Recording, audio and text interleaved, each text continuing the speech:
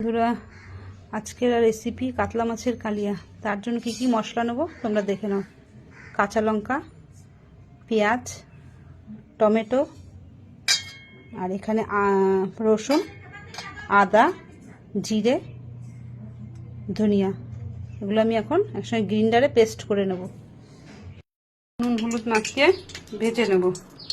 কড়াইতে আমি সাদা তেল দিয়ে দিয়েছি। এবার এক করে মাছের পিসগুলো দিয়ে দেবো। মাছগুলো এবার পাল্টে দেবো।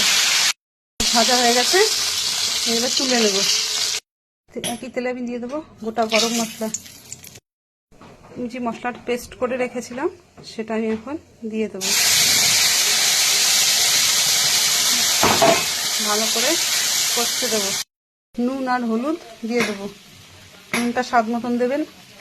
এই পজিশনে চলে আসলে আমার আগে থাকতে ফেটিয়ে রাখা টক দই ছিল, সেটা আমি দিয়ে দেবো। আর মনে রাখবেন, যখনই টক দই দেবেন তখনই আপনার গ্যাসটা একদম লোতে রেখে দেবেন। মশলাটা আমার কষানো হয়ে গেছে। এই পজিশনে আমি এবার জল দিয়ে দেবো।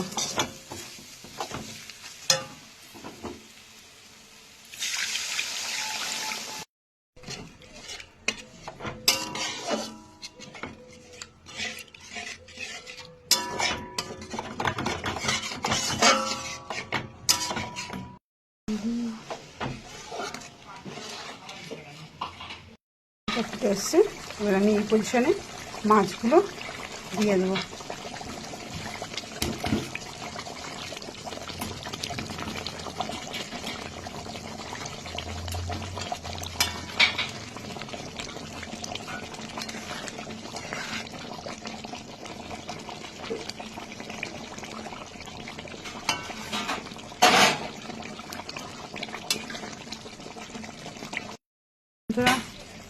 আমার কাতলা মাছের কালিয়া হয়ে গেছে। নামানোর আগে আমি 1 চামচ ঘি দিয়ে দেবো। এবার গরম ভাতের সঙ্গে আমি পরিবেশন করব।